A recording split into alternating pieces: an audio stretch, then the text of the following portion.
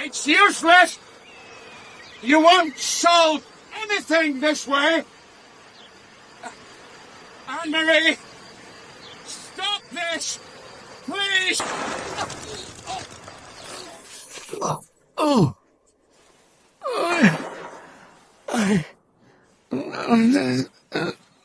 Legs gone to sleep.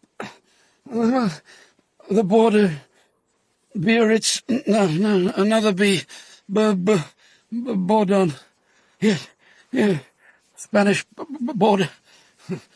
River Bidasoa. Marshal Salt crossed the Bidasoa going north.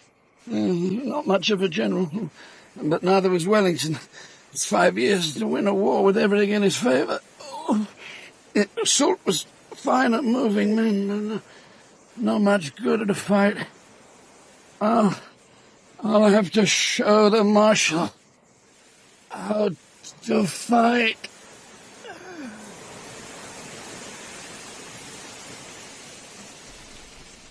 King of the Rainy Country by Nicholas Freeling. Dramatised for radio by Philip Martin, with Martin Jarvis as Inspector van der Valk and Jackie Smith-Wood as Anne-Marie. King of the Rainy Country. Drink here? Yeah.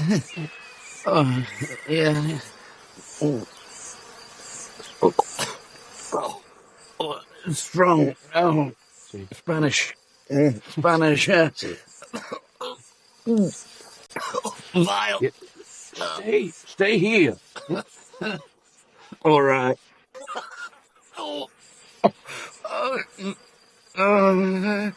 Leaving me that fool. Leaving me to die on the hillside. Don't even know if it's France or Spain. My bones will be trampled over by illegals trying to enter. No one will be interested. No one. Least of all that tripe hound. Salt.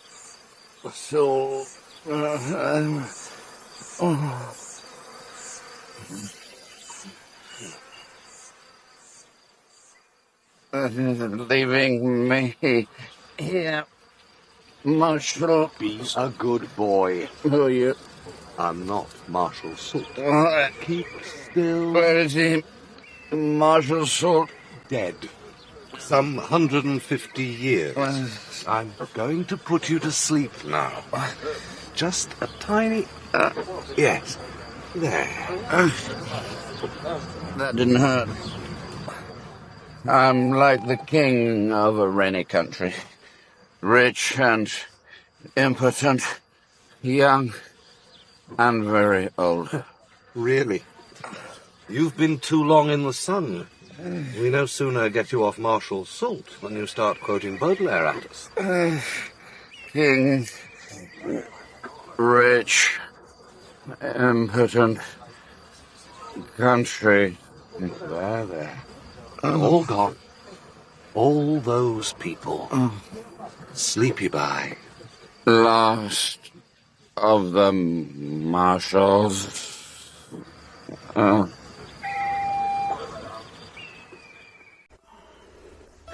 my poor boy. What? Arlette. You look... We're not on holiday. No. Just rest. Rest. Must get down the slope. Slalom. Ski. Sleep. Sleep.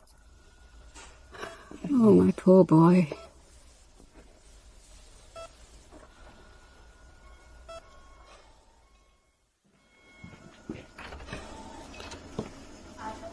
I've seen you. Yes. Out on the hill with Marshal Salt, remember? What? Who the hell are you? Dr. Capdooms. Why how am I? You've been shot. Yes.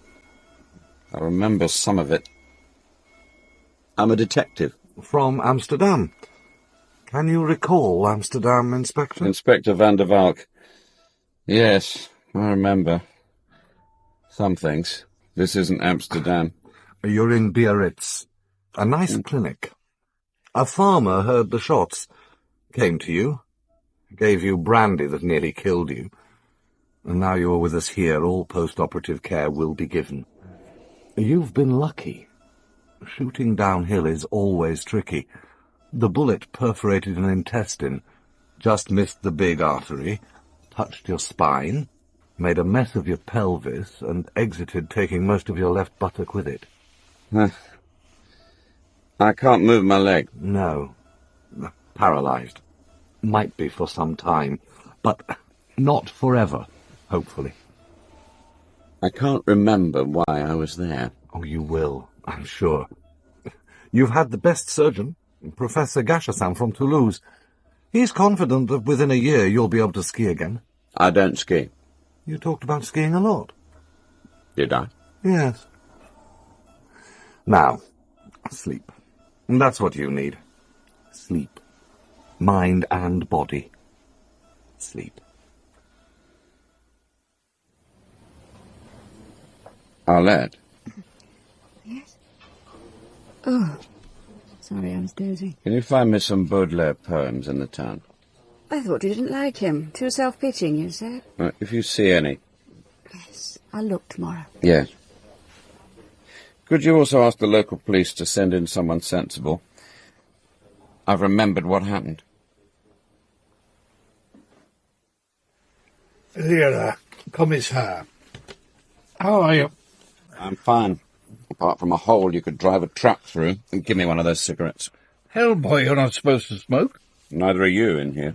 All right. I understand you went after a maniac with a rifle for me. I'm very grateful. Otherwise it might have been me lying in bed. Strasbourg can't understand why the two of you came hailing down here, you and the woman. There's a man called Canisius, a businessman. He was here. He went into Spain to look at some houses he owns. Her idea was to assassinate him as he returned. She was on the hillside, waiting. I tried to stop it. I was sure there would be suicide. Was there? Yes. Tow job. No head left at that range. I have to make a report for the parquet. I can't make anything of the story I got from Strasbourg. You know the full story, they say. Yes. Yes, I do. Now? But just tell me something. Anything that will look good in a report. Nothing I know ever looks good in a report. I'm tired. I need to think a bit. Can you come back tomorrow? Yeah. And bring me some cigarettes. I can hide them. People keep bringing me flowers. Here. Chuck the faggins away. You had a narrow squeak. When you're better, we'll drink to that. I'll bring you cigarettes. Thanks. Smoking. My God. Policeman, you're like a pair of silly kids. Sister, did you know there's a defective rear light in your little Fiat? Get it fixed as a good girl. Comfortable? All right. The commissar should be here soon. Yeah. We're at the end of a story that started once upon a time in a rainy country. There was a king. Baudelaire. I wanted to check. It's all here. But it didn't end in a rainy country. Countryside is bone dry, baked. It's quite a famous spot where I nearly got it. You know, across the Bied going north. Same place where 7 years later Soult crossed going south. 150 years later, the last of the marshals waited for a Dutch businessman to halt so that she could make him pay for everything. Instead, she shot you. Then herself. A pity. Feel like going through it all? No? I can cancel. No, we can make a beginning. I've nothing else to do. Your cigarettes. Thank you. And an ashtray. Oh, good. Easier to dump the lot out onto the flower beds. One trip to the window rather than 24. Here. Thanks. I think I have events in order. I have to say that a lot of the stuff might look fanciful in a report. Psychology? Afraid so. Tell me what you have. Inspector van der Valk. Yes? There's a guy downstairs wants to talk to someone in authority. And what's he look like? That sort of rich guy. His coat's got a fur collar, shoes like mobile mirrors. Send him up. It was a cold day in early March. Everyone had colds. I didn't, but I let my wife would keep stuffing my pockets full of tissues, just in case. You were the duty inspector. I am. My name is van der Valk. Canisius. Yes, he looked rich, sleek, well-cut overcoat, a silk paisley scarf, grey trilby. Everything looked as if it had been bought 10 minutes ago. His face was big and bald, Roman nose, very black eyebrows, alert dark little eyes, wide mouth drooping at the corners. He sat down, lit a cigar with a gold lighter. I lit a cheap French fag with a match. I must ask you to listen to a slightly unusual tale. You have heard of a firm called the Sopex? Vaguely. Sopex made a considerable fortune during the last century. The founder of the firm was called Marchal. The name is still represented by Monsieur Sylvestre Marchal, who inherited and expanded a very great fortune. I will quote no figures, but you may take my word for it that this is one of the greatest fortunes in private hands anywhere. All right, I take your word. Monsieur Marchal is now 80 years of age, but he visits the Paris office daily. Some few years ago he settled, for reasons I need not go into, a very large proportion of his wealth on his only son, Jean-Claude Marchal, who lives in Amsterdam, where the office of the Sopex is administered by me. Jean-Claude is now 42. He is the head of publicity and public relations for the European offices. That sounds impressive. Is it? No, Inspector, it is not. The Sopex is an investment trust. Where trade is still carried on, it is only in raw materials. Our advertising budget is laughable. Our public relations virtually non-existent. I do not wish to give the impression that Jean-Claude is an incompetent, tolerated only for his name. He earns a large salary for meeting our business contacts all over the world. He also commands the very large fortune I have mentioned. Income from this flows into balances held in banks throughout Europe.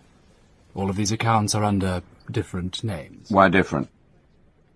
They were opened at various times by his father during periods of political unrest. And he's in trouble, is he? We do not know if he is in any trouble. He has chosen to disappear. If there is trouble, naturally we wish to prevent it. We do not wish his father, an elderly gentleman, to know of it. We wish to safeguard a number of things. Health, property, the good name of our company. All right. If I understand things right, he can't interfere with company affairs. We would not wish for bad publicity, or indeed any publicity. We prefer discretion. Has he any reason or motive to act in a prejudicial way? None. Mr. Canisius, you sketch a man of no great parts, restricted to inconsequential activities in a company he owned, in a manner of speaking. Might he feel slighted, some real or imagined grievance against the company? You have not quite the right picture. Oh. Jean-Claude Marchal has many abilities. Numerous positions of real responsibility have been offered to him. He has always rejected them. I do not understand why. If I have one criticism of Jean-Claude Marchal, it is that he prefers to use charm rather than engage his mind. What were his interests? What did engage his mind?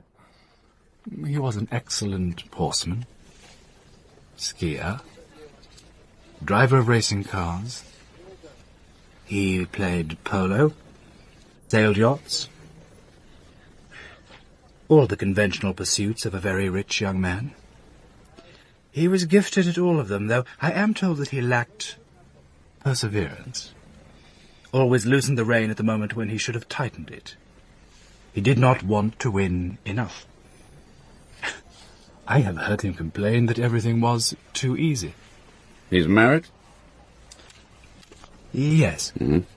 I will forestall your next question. It is not a stormy marriage. No upheavals or scandals. Does he chase women? In a desultory way. No, you mean he's seen occasionally in restaurants with other men's wives? Now, it comes down to this. He's vanished without fuss or furore, without indication as to where or why, yes? That is an exact summary. And you simply want him found? It is so puzzling. He had seemed to settle into his part with the firm. Mr. Canisius, why do you come to me? You confirm he's done anything illegal. There's no evidence of fraud or false pretense, no evidence of kidnapping or abduction. He's just missing. There's such a large fortune involved, I can see how that's disturbing, but isn't this a job for a private detective? I do not think I need to answer that question, Mr. van der Valk. I do think, however, that you may well receive an answer to it.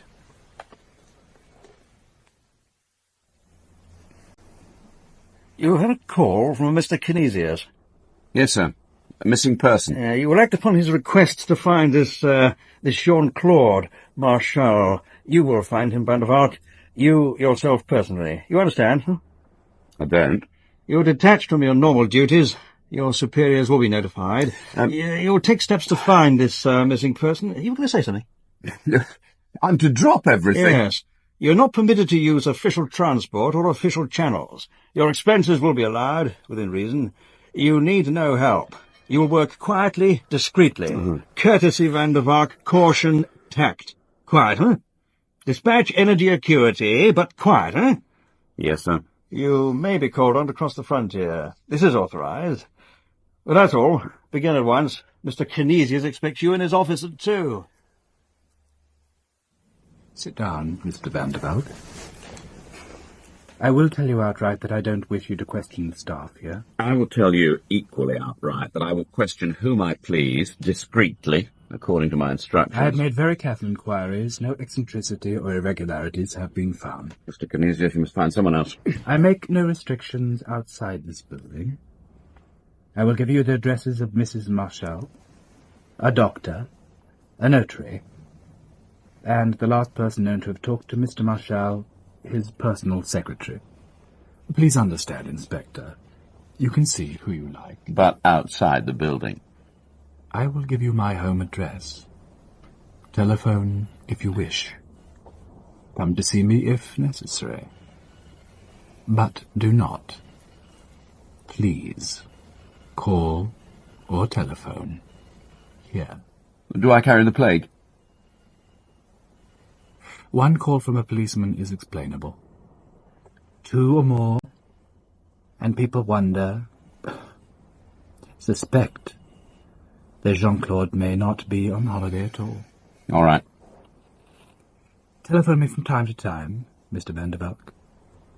Shall we say at least once a week? I'm always at home. He'd written the details of who I could see on a piece of paper of banknote quality. It simply said, from F.R. Canisius, and carried the firm's business address in discreet gold lettering. At the notary's there was nothing but ice and frost. Mr. Marchal's private affairs, investments, finances were not the affair of the police. The doctor had given him a routine check only weeks ago. Clean bill of health. No psychological troubles. Nothing. I was near the Kaisergracht. Lots of expensive flats in that area. But the address of Mrs. Marchal turned out to be a house. A beautiful bastion of aristocratic privacy. I got past the major domo by writing Canisius on the back of my business card. I waited in the hallway, Oh, my friend, that hall. Tall, narrow, a pale pink marbled floor, painted walls, apple green and pale gold, panels of white stucco work, bunches of grapes and vine leaves in low relief. The major domo, replete in yellow and black striped waistcoat, appeared through a wrought-iron gate. Madame will be happy to receive you, sir. Allow me.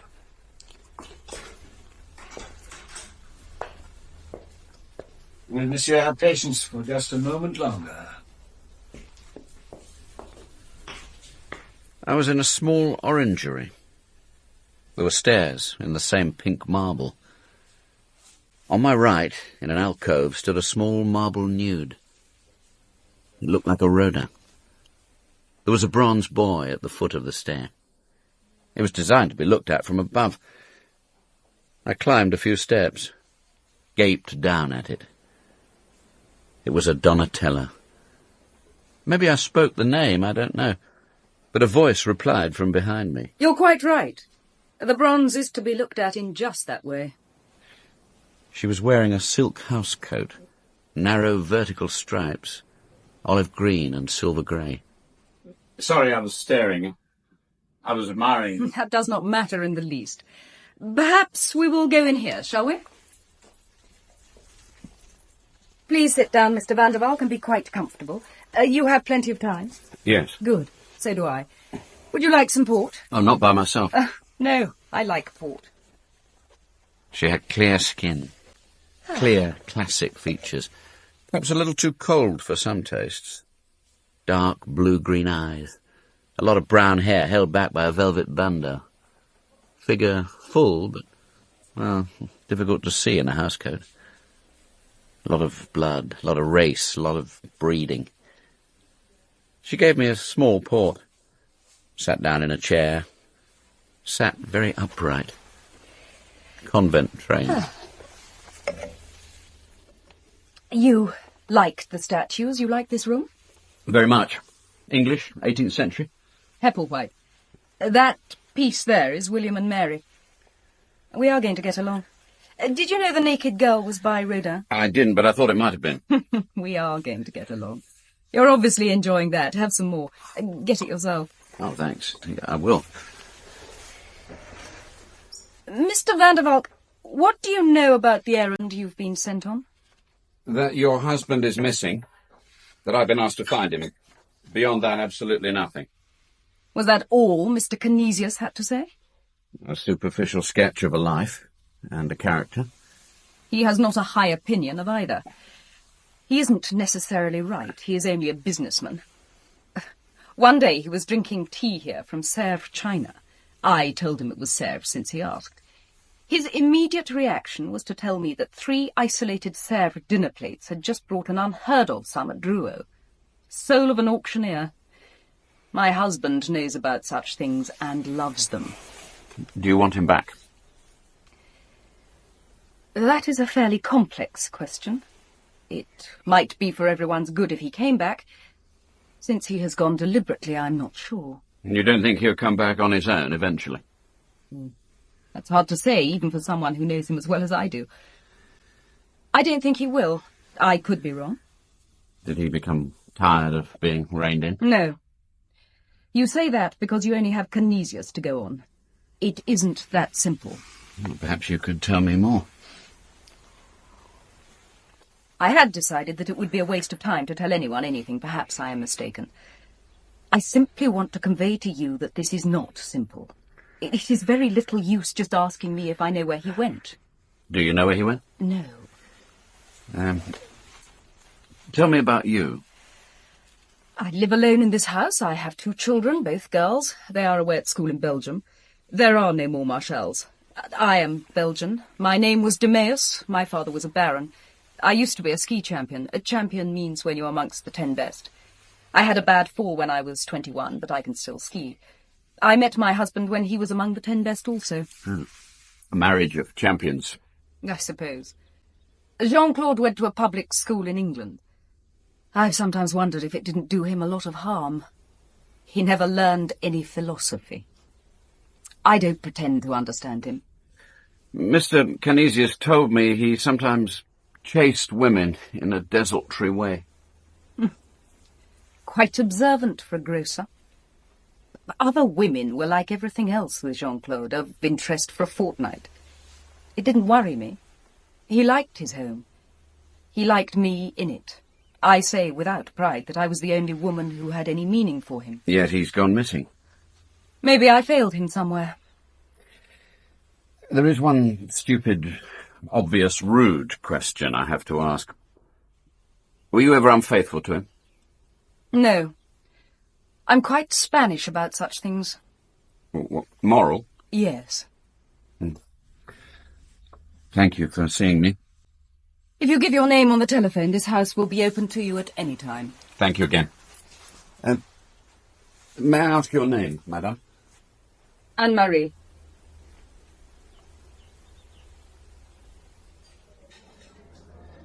Your health, Miss Kramer.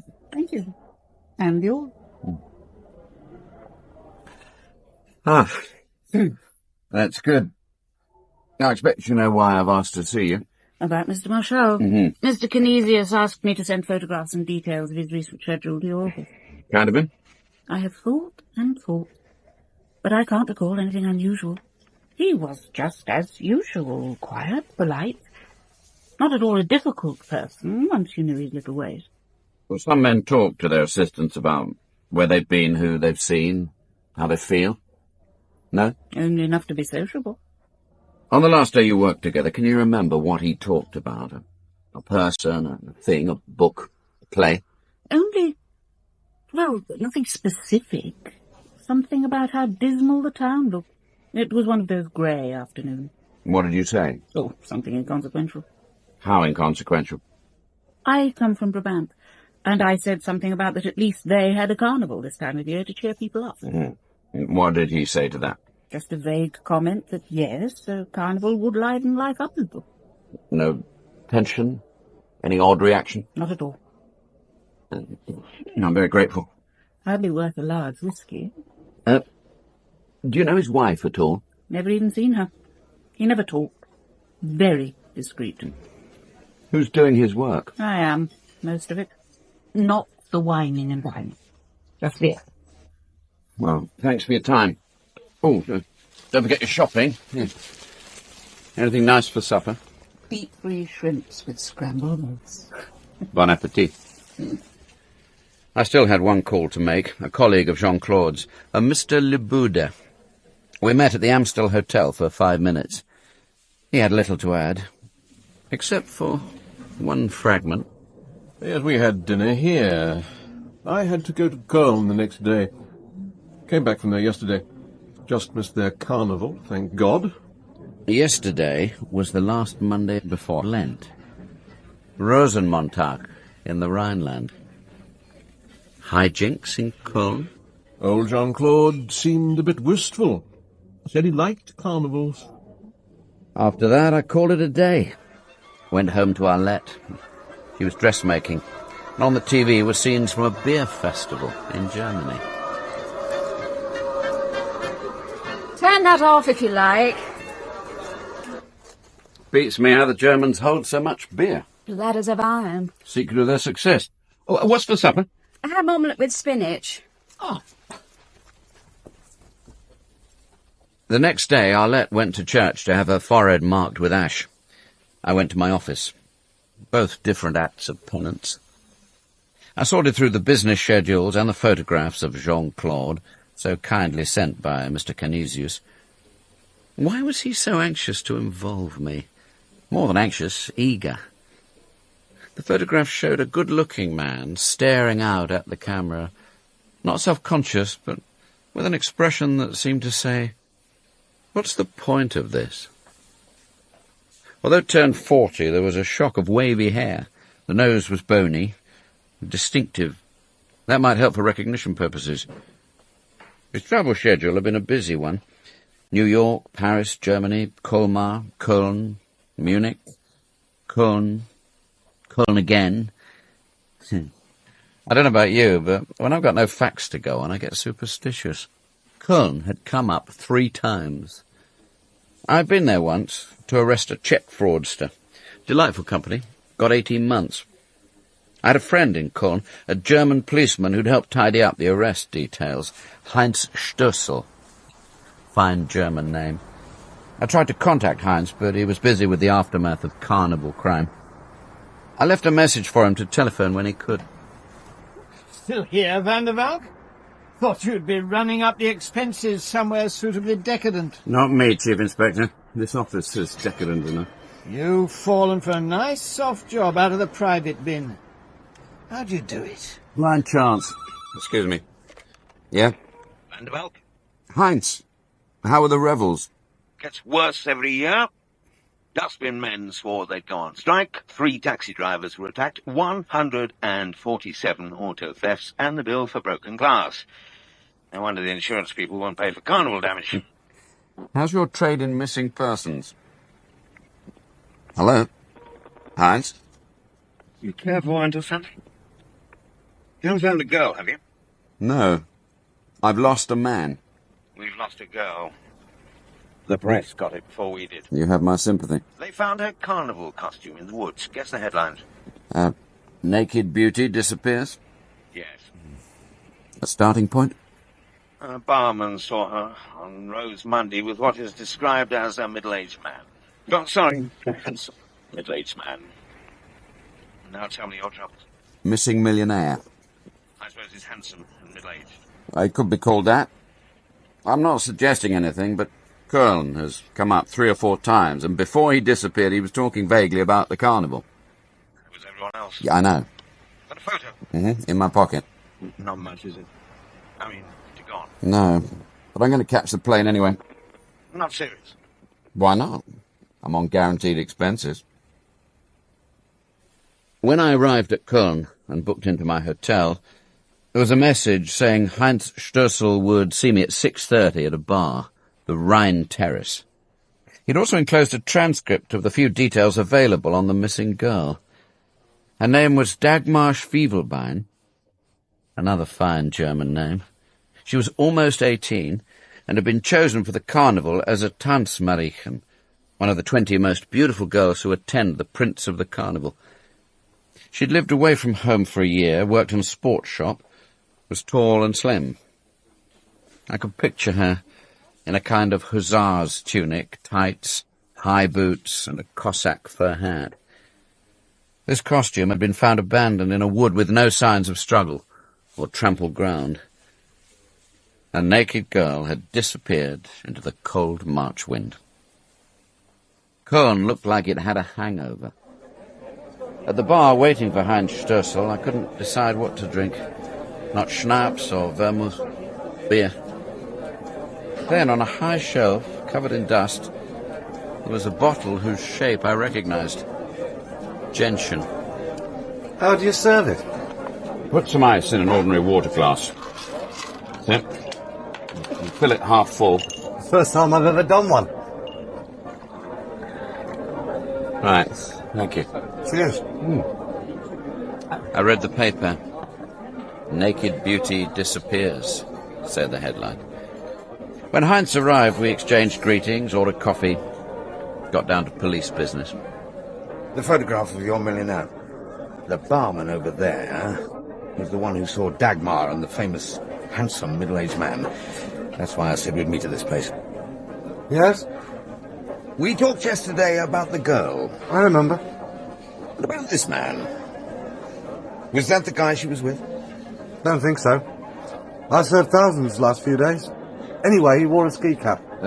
If we take out the hair, what about the face then? The nose. It'd be the peak of the cap, the jut of the nose. Drinking with a beautiful girl. You must have looked from one to the other. Yes. Keep your hand... Yes. Yes. Could be him. Well, it was as near a positive identification as we were going to get. Heinz left to follow his set routine. I went to see the girl's parents. They knew nothing.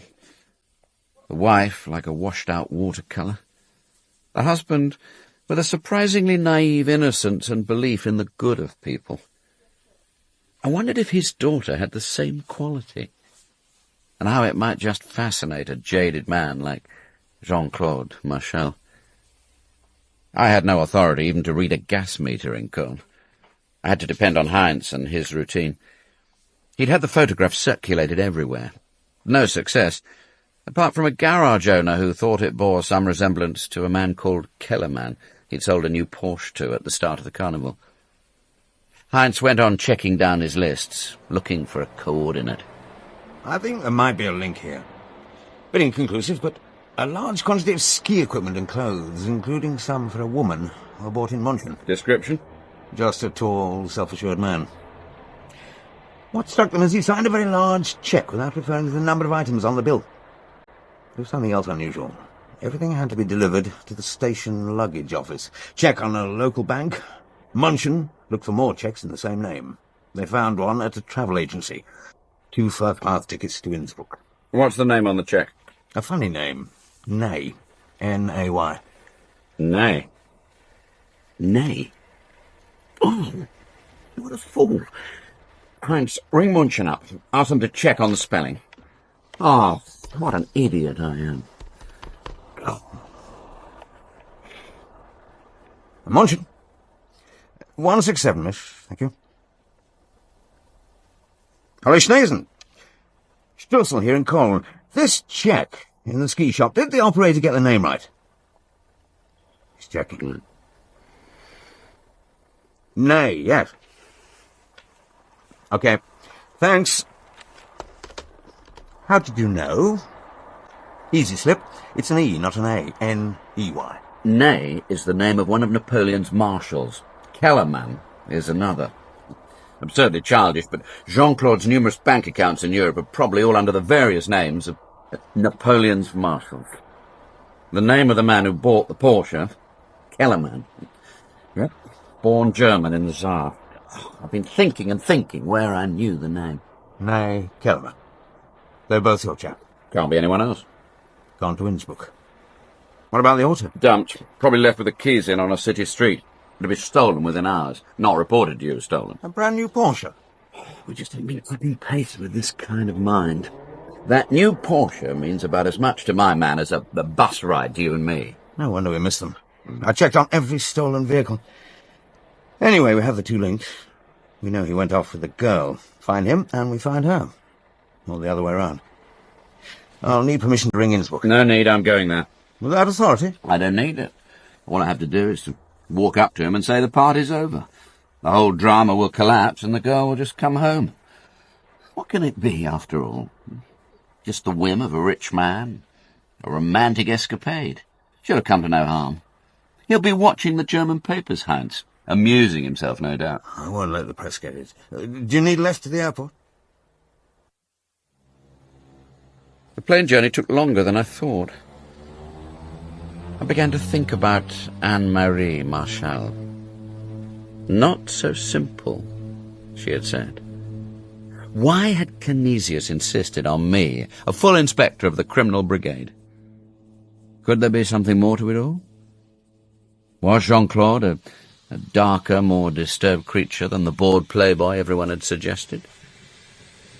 I didn't know how disturbed he was. Not then.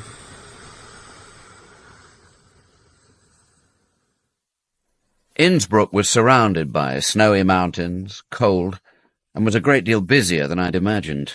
I had to hunt for a hotel room. Then I reported to the local police, met the local commissaire, a man called Bratfisch. That's a fine Austrian name. Blonde, burly, tough. Commissaire Bratfisch.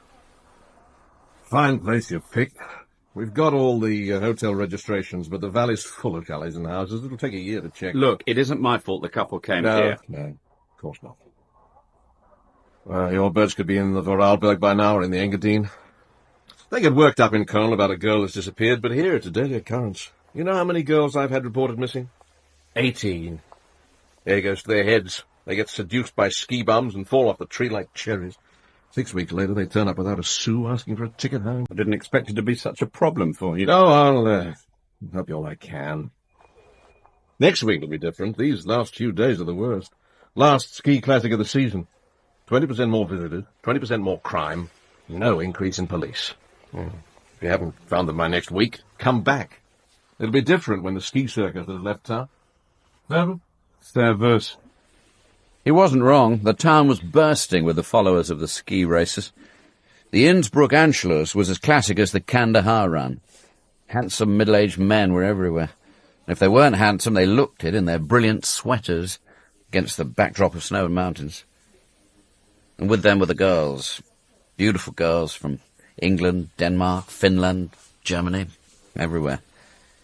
I stopped to buy some snow boots and a round red knitted cap with a white bobble on top. Catching my reflection in the glass doors of the hotel, I thought I looked like a fugitive from Snow White and the Seven Dwarfs. It was time, I decided, for Grumpy to make contact with the man who was paying for the daft hat and long boots. I've told him about the girl, but not Jean-Claude. Good. Good, excellent. You must find a pretext to prevent Mr. Marshall from indulging in any further escapades. Once you locate him, I must be notified. I don't know what to do. Congratulations on your progress, Inspector. But, remember, discretion. He may do something regrettable if he finds himself cornered unexpectedly. Like what?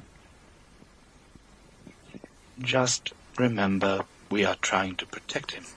And the interests of the Sopek Sieg. Of course.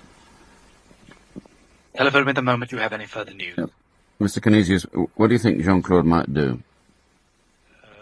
Difficult to say. He is, a disturbed man.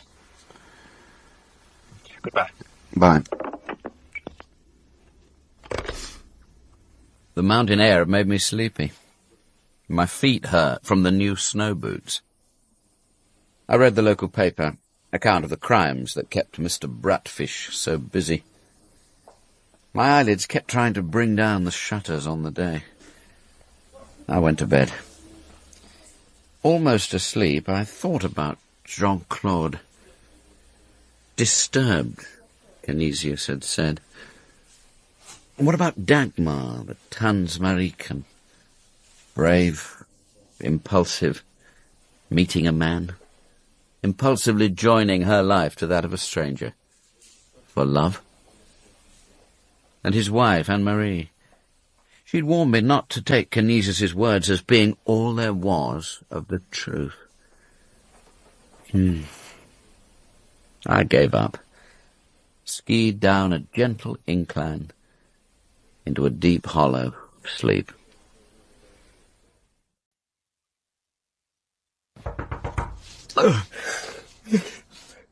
Yes? Yes, come in. Good morning.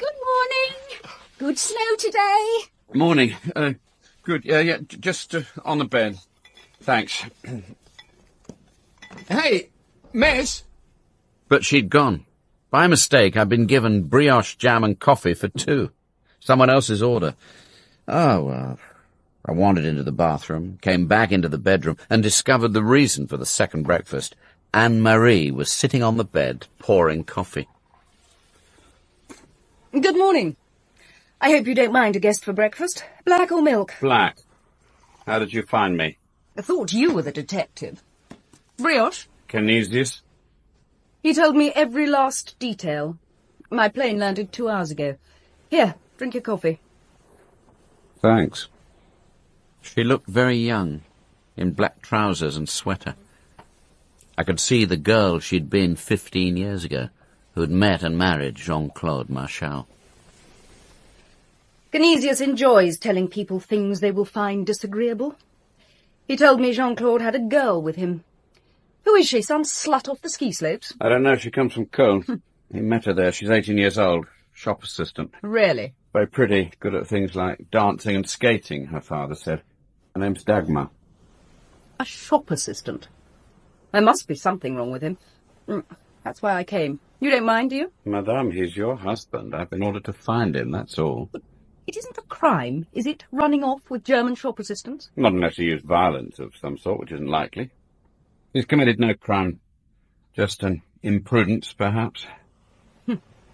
Wasn't it Talleyrand who said that imprudence was worse than a crime? I think he was talking about something that was both. I need to shave. Go ahead, don't mind me. I felt oafish, hemmed in. Having this woman hanging around wouldn't make things any easier. She came into the bathroom, watched me. I felt like a specimen in a zoo. Is it impertinent to ask what you propose to do? Have a shower. Well, don't take all day. She left. She took the hint and left.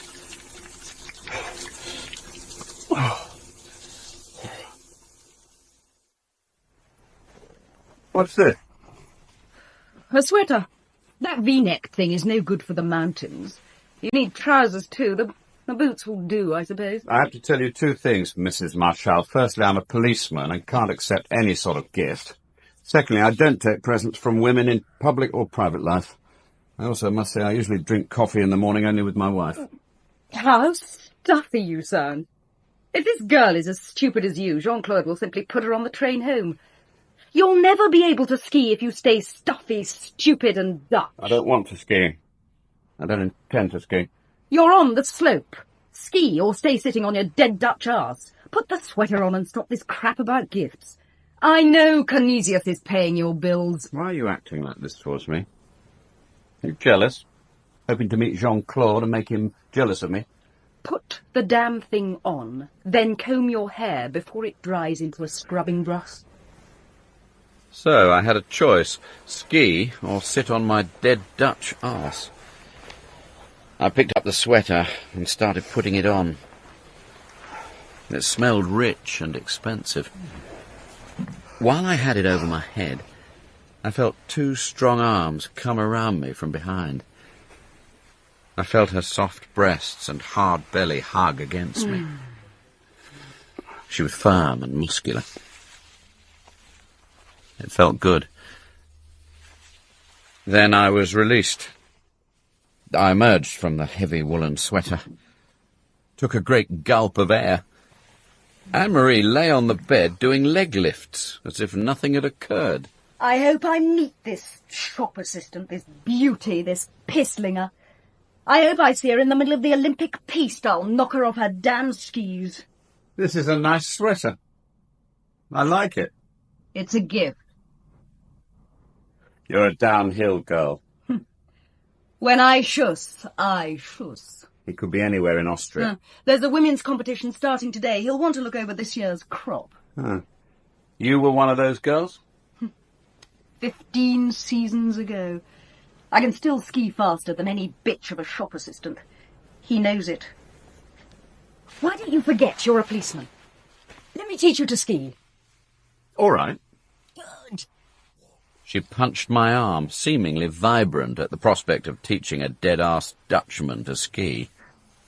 I asked myself, who the hell was she trying to kid?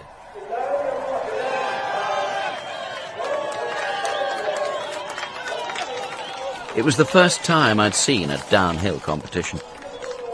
I liked the way the girls hurtled round the curve, biting their skis in to grip the snow, leaning over against the centrifugal forces. Anne-Marie seemed less than impressed by the race leader. Stump leg, stump witty. Much sex opinions that drinks in last night's beer.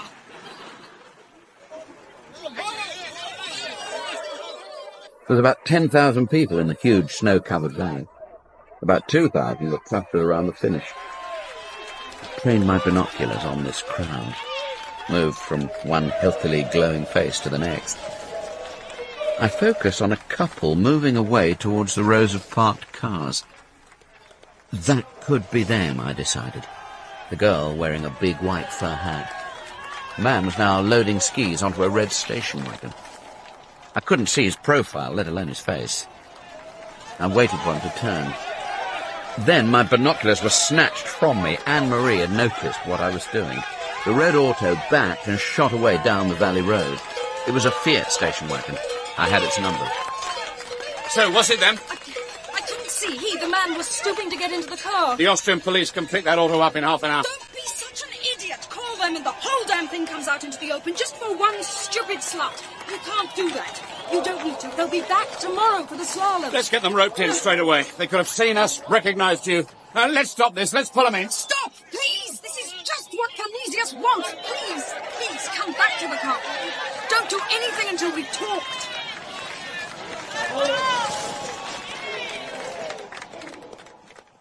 We drove more or less in silence back to her hotel. She stopped at reception, asked for a bottle of whiskey and 2 glasses to be sent up to her room. I felt as if I was at the top of a ski run. Below me lay all the gates with their fluttering flags, just waiting to be negotiated at breakneck speed. I'm going to ask you to stop, to leave Jean-Claude alone altogether. Go home and forget him. I have a right to ask that. I'm his wife, after all. Don't bother with Canisius, I'll deal with him. It's not that easy. He's committed no crime. I'm a police officer acting under instructions. Why do you think you were given those instructions? I don't need to think about that. When I first met you in Amsterdam, I could see you didn't believe in official claptrap. You know it's a pretext. Of course it is. I've never known of the police being used in this way. But why do you think it was done? Why was someone of your rank sent after Jean-Claude? Something to do with the huge amount of money your husband could control. Canisius and his financial friends terrified about a loose cannon destroying their business. I don't know. Using Sopeck's billions to give the third world a square meal. Have you sympathy with their point of view? I'm not paid to express sympathy for any point of view. Have some more whiskey. No. Suppose you were paid to have sympathies.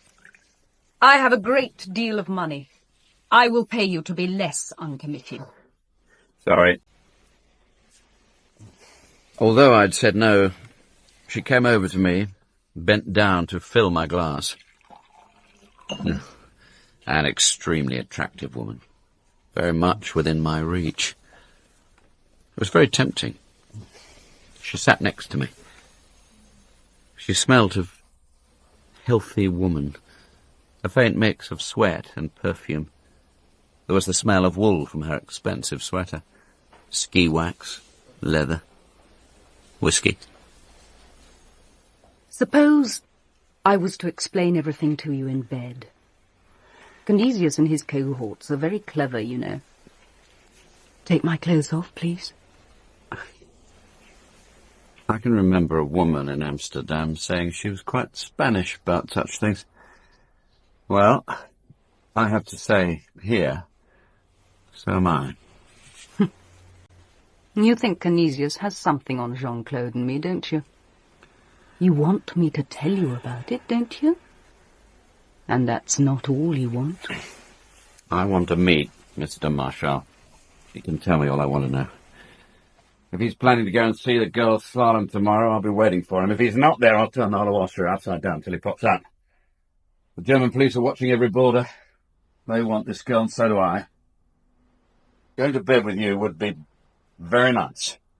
And there's only one thing I want more. To talk to your husband. Very well. You may be right. We'll see. I'll see you tomorrow morning. Thanks for the whiskey.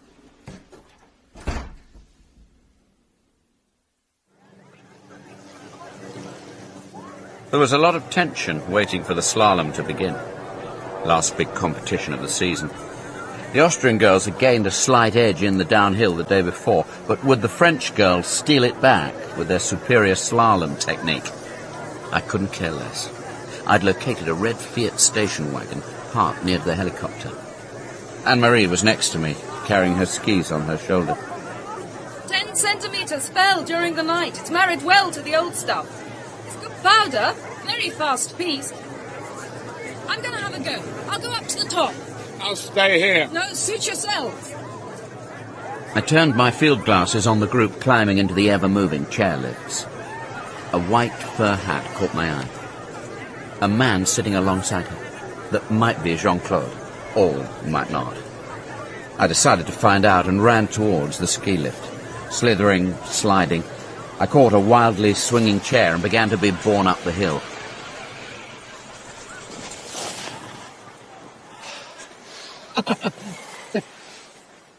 I see patches. They think it'll favor the French girls. There's the course. You're looking the wrong way. Yes. Looking for someone? A couple I'd like to catch up with. Friends? Not even acquaintances. Here we go. Hoopla! Anne-Marie! Did come. Watch me shoot. Not yet, wait. Why? The girl in the white fur hat. Miss... Jean-Claude. Jean-Claude! Jean-Claude! Jean-Claude heard the shriek, saw his wife, saw me. He moved without hesitation, put his hand on the back of the girl in the fur hat and propelled her down the slope. He then took his batons and began to ski with impressive ease after the Tanzmarchen. Go after them! Damn you, I have to talk to them! I have to talk to him! I must! Go! What are you waiting for? Finally, she took off after them, went with a great swoop, skiing fast, keeping an impressive line.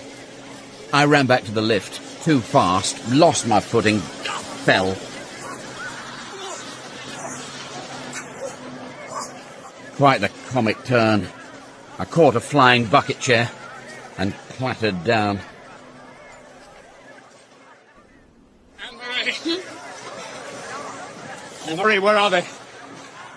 How am I down ahead of you? I had a skirt. A royal one. I looked at the girl instead of the track. Lost both skis. You had one too? Done my shoulder no good. Someone fix the bloody helicopter! That's my husband.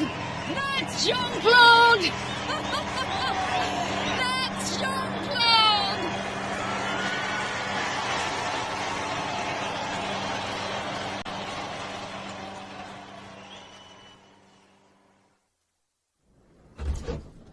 Ah, Inspector. Oh, I thought we'd found your missing millionaire. Instead, we just have their belongings. Lots of new clothes, roses flown in from Holland, expensive. No runaway lovers. Did you get the address of this chalet from the hire car registration? Yeah. Careless. He doesn't care. What about your helicopter? Oh, found at the head of the valley. They must have skied down from there. But not to here. Where, then?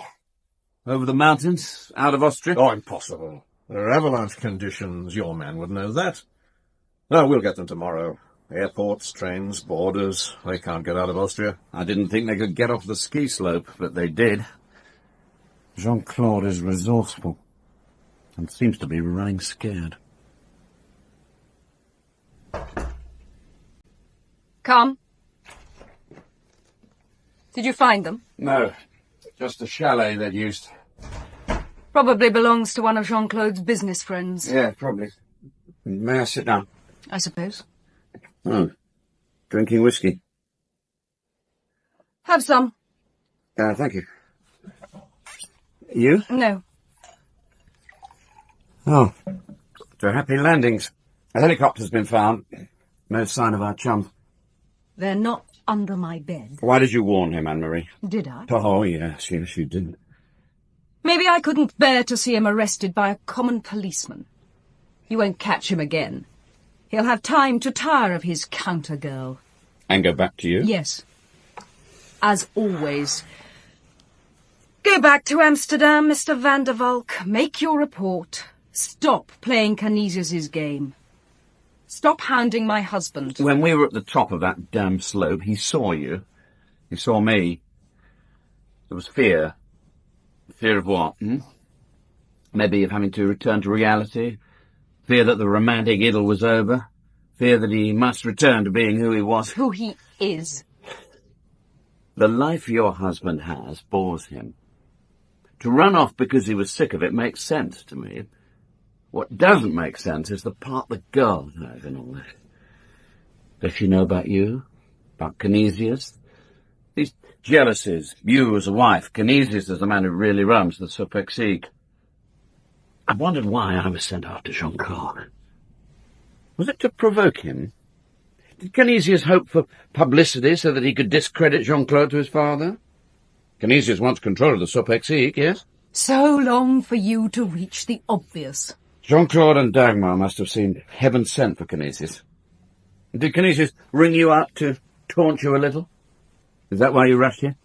I came here to help my husband. By seducing me? Duty takes strange forms.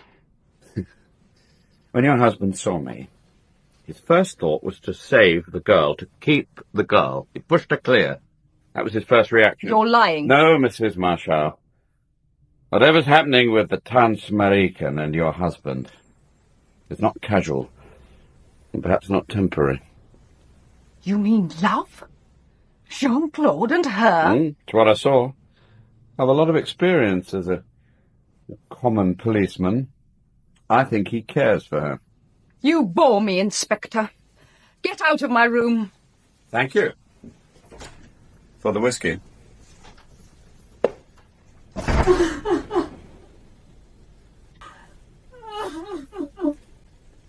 I'd heard her cry. I know, caused by my unprofessional behaviour. Yes, I agree. It was the damn case. Not really a police case at all. Just a web of human jealousies around a man who had everything and cared for nothing. Had he met someone he cared about? Would she be sacrificed on the altar of his boredom? The town was alive. The ski teams were celebrating the end of training for the season. A cold wind was blowing. I went to bed. Couldn't sleep, shoulder throbbing. I got up, wandered the streets. Found myself at the railway station waiting room.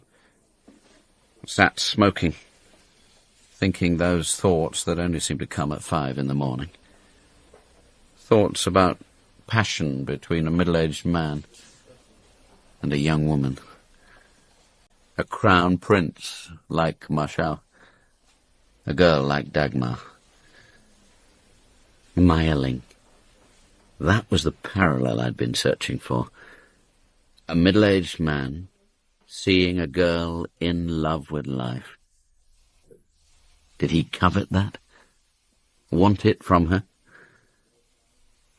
At Meiling, the long white gloves, red roses, the gloomy hunting lodge in the snow, and the sound of waltzes in the Wienerwald, the soft chimes of 18th century clocks, and the echo of 2 revolver shots. An obscure intrigue that might have been political. Was it in anyone's interest that the unstable Crown Prince Rudolph should not succeed his father to the imperial throne? I made my way back through the cold, dank Innsbruck streets to my hotel. My last thought before sleep was that I must save the Transmarican from the Crown Prince.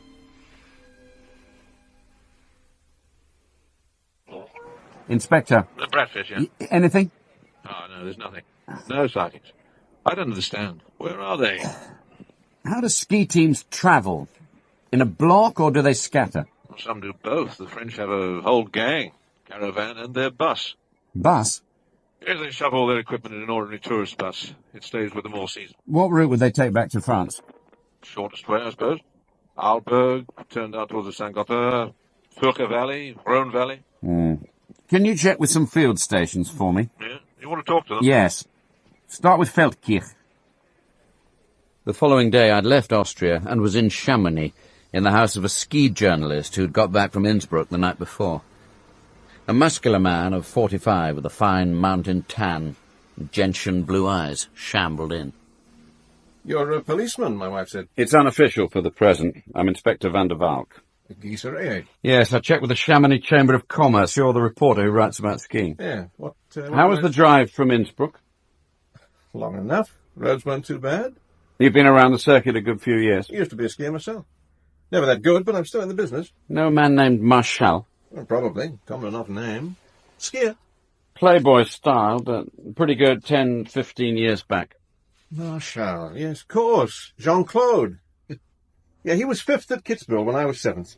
Didn't practice enough. Might have been champion otherwise. Had lots of money. He was in Innsbruck. Was he? Yeah, and in Chamonix yesterday. Yeah, old stamping ground. Why the interest? I just wondered if it was you that gave him the lift. Don't understand. Jean-Claude hitched a ride with the caravan of the French team.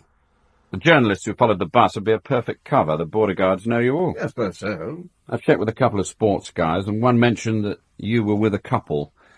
Tall man, pretty girl, German, he thought. What's he done? Not paid a parking fine? Borrowed a helicopter. That was Jean-Claude. Yes, but that's not it. Do you have any children, Mr. Serraillet? A daughter, 12. Mm-hmm. Does she ski? Yeah. Suppose she'd gone to Innsbruck, and then vanished. The girl Marshall was with is signalled as missing. Her parents are worried in the same way as you'd be. It has nothing to do with me. Had you known, would you have been so quick to offer them a lift out of Austria? I don't care if you did help them, but just tell me straight. He said he'd been skiing and was tired. He had no auto, and would I give him a lift home? I agreed, naturally. Did you talk? Not much. Shared the driving. When one was at the wheel, the other slept. And the girl? She was quiet. They were close, affectionate. Jean-Claude was happy. That's because he had the police of 3 countries looking out for him.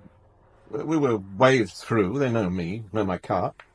They pointed at the sleeping couple. I just said they were friends. No need to wake them up. That's what he gambled on. Where did they go? I dropped them off at the station. Aiming where? Points north. Besançon, beyond. All right. He has a cottage or something in the Vosges. Know the address? No. Phone number? There isn't a phone. Whereabouts in the Vosges? Fred, I don't know. Well, how do you know there's no phone there? You think Jean-Claude's heading for trouble? Yes. He's left his wife, left his job. I have the phone number of a cafe. He said they could give him a message. In case someone like me came after him here, you were supposed to warn him? Jean-Claude should have told me what was going on. Yeah. Please don't telephone him after I leave. That would involve you in serious matters. Here. I haven't got his number now. You have.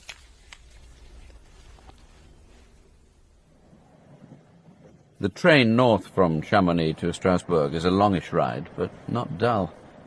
The Alps give way to the Jura, and the Jura to the Belfort Gap, and from the Belfort onwards there are the Vosges on one's left. It was evening when I got to Strasbourg. I stayed at a pretty ordinary hotel near the station. I liked the look of Strasbourg. Wished I could share it with Arlette. It suddenly seemed a long time since she'd packed my little bag and brushed the shoulders of my best brown suit. Arlette, hello. I'm in Strasbourg. Interesting here. Very bureaucratic. We'll go together sometime. You're getting around, aren't you? How's the skiing coming along? Don't mention snow. My shoulder still hurts. Oh, you fell on the ski slope. No, by the ski lift. No, don't laugh. I'm sick of mountains. All I want to see at the moment is you and Amsterdam on a rainy day. When do you think you'll be home? Well, I might get finished tomorrow with any luck. This fellow I'm hunting runs around like a rabbit. I found out where he's holed up. Tomorrow I'll have to face them with... well, with things. No doubt the girl will hate me. That's to be expected. Yes. You all right? Yes. Tired of being widowed. I'll ring tomorrow. I should know something by then. The next day there was snow. Great wet globs of the stuff. Still, it didn't stick to the streets of Strasbourg. But it was cold. I struggled into the sweater Anne-Marie had bought me. Why had she tried to seduce me? Why had she shrieked that warning to Jean-Claude? I thought I'd guessed the right answers, but now nothing seemed to fit anymore. It was my mood being affected by the damn snow. I found Jean-Claude's village, Saverne, received directions from the grocer shop, and arrived at a red house with a black Lancia, 2.5 litre, parked outside. The snow all around the house was undisturbed. I went down the side of the house. There was a backyard that led to a kitchen. The door opened. I went in. No sign of activity. It was an ordinary house. At first I thought I'd been given the wrong address, but in the living room there were antique knick-knacks and 6 porcelain figures on the table. That was Jean-Claude's style. By a window seat was another table displaying a collection of gemstones, all mounted carefully on wood. Amethysts from Brazil, jade from Tibet, rock crystal worth more than its weight in uncut diamonds. In the hallway, on one of those ornate weapon stands, lay a heavy rifle. Every Frenchman keeps a rifle in the country, handy to shoot rats with. Usually a .22, but this was a gun you could shoot lions with. It was time to go upstairs. Light filtered through the shutters of the main bedroom. There were 2 people in bed. I finally caught up with Jean-Claude and the Tanzmariken. Neither moved as I approached them. They were either asleep or dead. Then I noticed the trace of a sharp scent that stings inside your nose. The smell which comes from 2 Copper Jacket 765 pistol cartridges. Miling. Well, you can imagine the rest. The gendarmerie at the local, the mob descending, doctor, magistrate, the technical men. They all buzzed around me. I'd found a paperback of Baudelaire's poems. I read them while I waited for the big boys from Strasbourg to arrive. I am like the king of the rainy country, rich and impotent, young and very old, who despises the bowing down of his preceptors, who is bored with his dogs, as with all his other creatures. This cruelly ill man, his fleur-de-lis bed has become a tomb, the dulled stupor of a corpse, in which blood no longer flows, but Lethe's green water.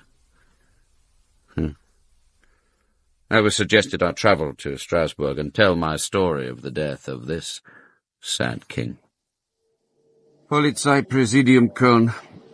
Herr Stössel, please. Heinz, van der Valk. I'm in Strasbourg. End of line, I'm afraid. They're both dead. Double suicide. You'll have to get hold of the girl's father and bring him here for identification. Office of Kommissar Volek in Strasbourg. Stössel was a good cop, concerned but unemotional.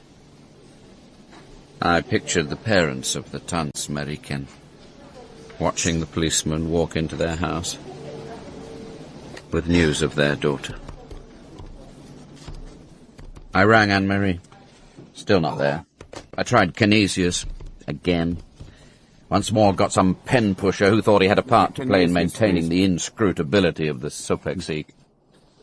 Look, Mr. Buy and Sell, you tell me where I can get hold of Canisius or you'll have a new job picking up ice cream cartons with a pointed stick. Mr. Canisius is inspecting property in Spain. On these occasions he generally stays at the Prince de Galles in Biarritz. Thank you. Eventually, Dagmar's father and Anne-Marie arrived, formally identified the bodies, and went back to sign the papers at Volek's office. Dagmar's father just sat there. Anne-Marie had a contained, angry brilliance about her.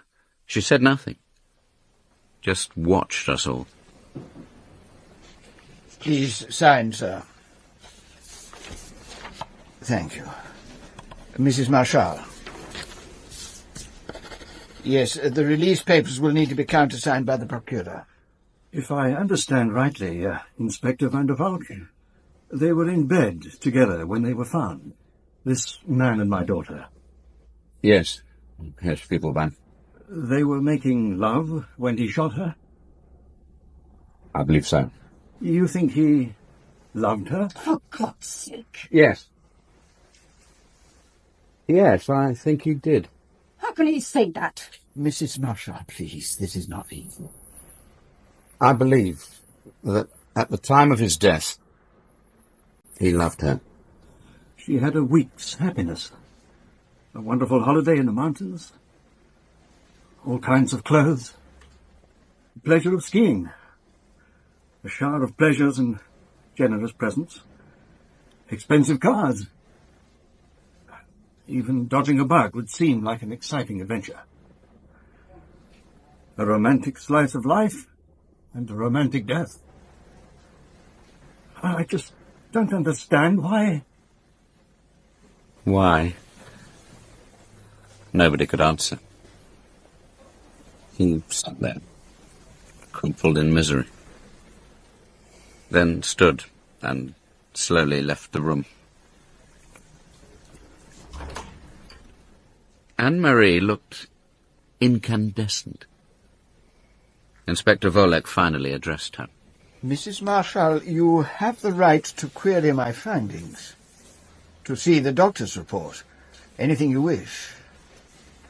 Do you wish to make any statement? Or pose any question before these papers go to the procureur for his signature? No. I would like to see the house. I would like Inspector van der Valk to show it to me. I will inform the gendarmerie. I have my car. I'll join you in a minute or two, Anne-Marie.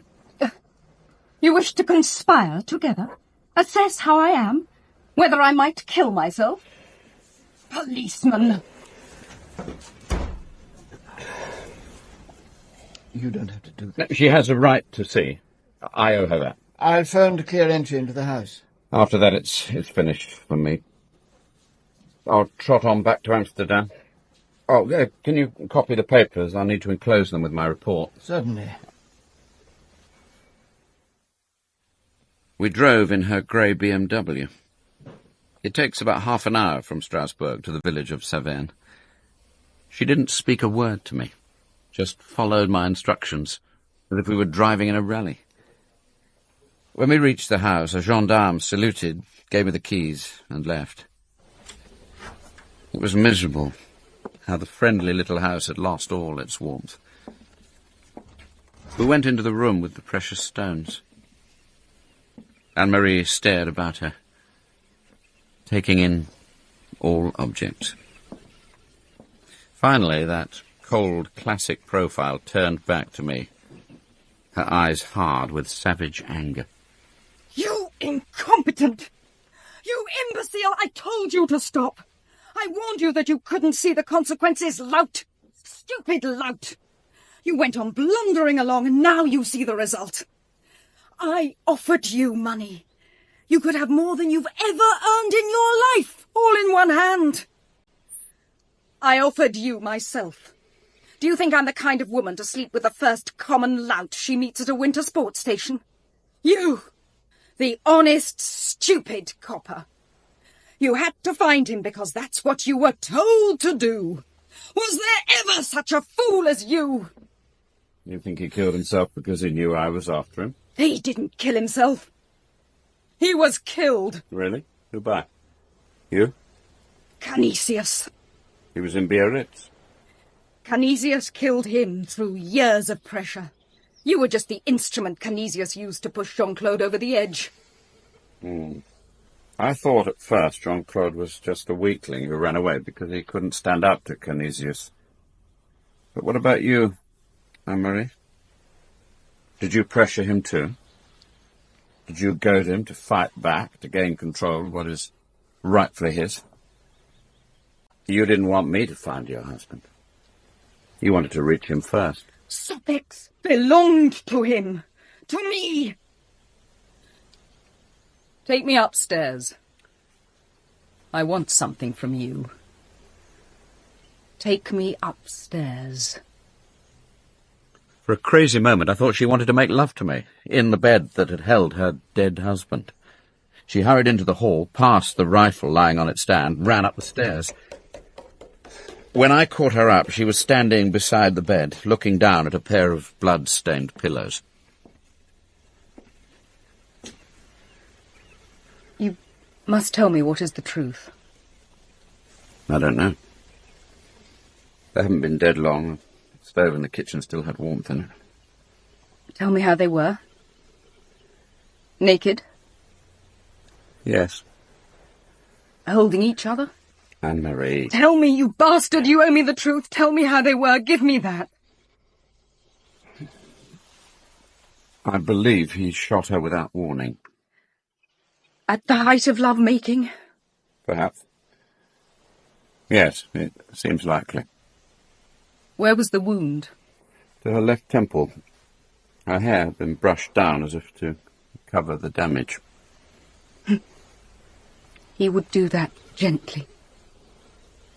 He was a gentle lover. Always after the moment he would straighten my hair, kiss my forehead. He would do that to me. Yes. He put his arm around me, looked down at my face, then held the gun to my head and... Anne-Marie, stop it! Leave me! Stop it! Leave me! Leave me! She was jealous. She loved Jean-Claude. She had wanted to be the one dead in his arms. I heard the door bang below. The car start outside. Damn, that meant I'd be stranded. I ran down the stairs, heard the car drive away at speed. I stopped in the hallway and noticed something missing. The rifle. Anne-Marie had taken the rifle away with her. Where would she go? While I waited for a police car to arrive, I found a map and traced all possible routes, my finger tracing to Paris, Bordeaux, La Rochelle. Then it traced down and stopped in an angle formed by the French and Spanish coasts. Biarritz. Did Anne-Marie know Biarritz? She might well know Canisius stayed at the Prince de Galles. She'd taken the rifle for a reason, either to kill herself or Canisius. Or both.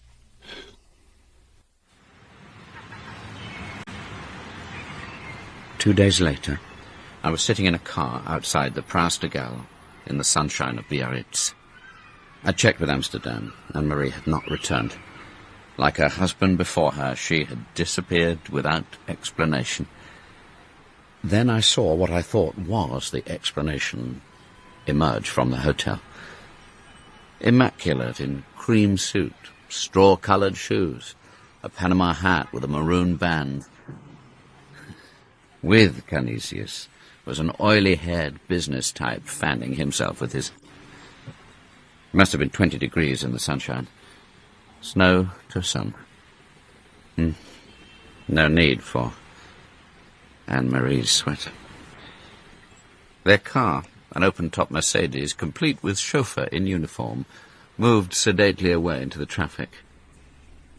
I followed them out of town and along the coast road through country perfect for assassination. Thick Mediterranean vegetation with cork oaks, umbrella pine, on what must be the foothills of the Pyrenees. The Mercedes slowed for the frontier post. There was perfect shooting cover, but nothing happened. The Mercedes went through, unharmed. I didn't go through. I'd seen no sign of the BMW there. Maybe it was a crazy idea, my believing Anne-Marie was waiting to take a pop at Canisius. I tried to think what I would do if she was here. This wasn't an ideal spot, but back along the road, the slope of the hillside was less severe. I backed the Renault and returned slowly.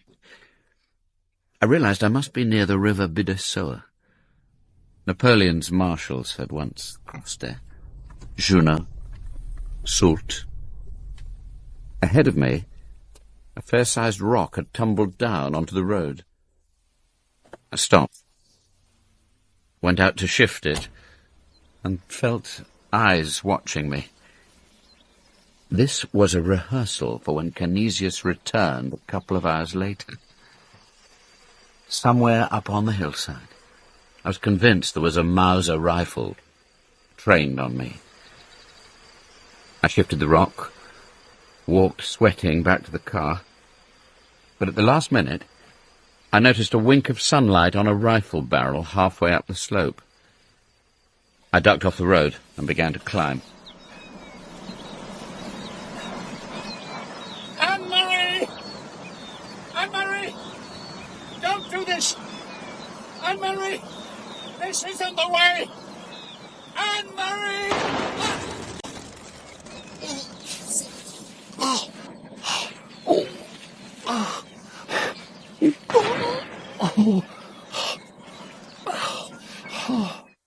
And here we are. Yes. Oh. Seeing you were shot for me, I've done one or two things for you. I had a colleague of yours down from Amsterdam, Chief Inspector Khan. Yeah, he'd enjoy the trip. Good expenses. We interviewed Canisius several times. Rattled chains at him, told him to hold himself at the disposition of the examining magistrate, even sent him a summons. I didn't get far until I changed tack. I took your wife along to see Mr. Canisius. I'll let. Let's bring her in. A cigarette? No. Oh. Alex? You look tired. I'm okay. Too much talk. Too many cigarettes. First, I showed Canisius the bullet that had travelled through you. That made him nervous, but your wife's presence seemed to disturb him more. At type, the law books don't frighten him, but if you can scare them physically, they melt. I stressed how near Anne-Marie had been to killing him. The thought made him melt like ice cream in the sun. The last time I saw him, he looked like an ice cream. Canisius knew Anne-Marie very well. At work, he did everything he could to disillusion Jean-Claude with the world of business, knowing that at home Anne-Marie would be nagging at him to defend his rightful place as heir to the family firm. Yes. When Jean-Claude finally had enough of them both and disappeared, Canisius pulled some strings to get me sent after him, in the hope that some scandal would emerge that he could use to discredit Jean-Claude further with the Sopexig. When Jean-Claude met the German girl, Canisius couldn't help taunting Anne-Marie. Realizing the disappearance was a serious threat to her hopes, she tried to reach her husband, but she was too late. I think you were right. Anne-Marie did love him, and the fact that he chose another woman to die with sent her off the rails. They were both doomed. The world we live in, it's the Canisiuses who win. Not always. Commissar Lira has done a little bargaining on your behalf. Your Social Security pays your hospital bill, but it doesn't pay you for the pain. Why Canisius talked so freely was due, I feel, to the presence of your wife. You seemed a little nervous of women. Can you wonder? You will walk again, but there is to be a pension for continuing disability. We persuaded Canisius to triple it. What? It's all in writing. Canisius' signature, Sopex's money. Why, he'd never do that. It's true he refused, but I'm afraid your wife lost her patience with his shilly-shallying. Arlette, what did you do? Lost my temper. Yes? I stood up, walked across, looked Mr. Canisius in the eye and said for 2 bright pins I'd shoot him myself. Oh my...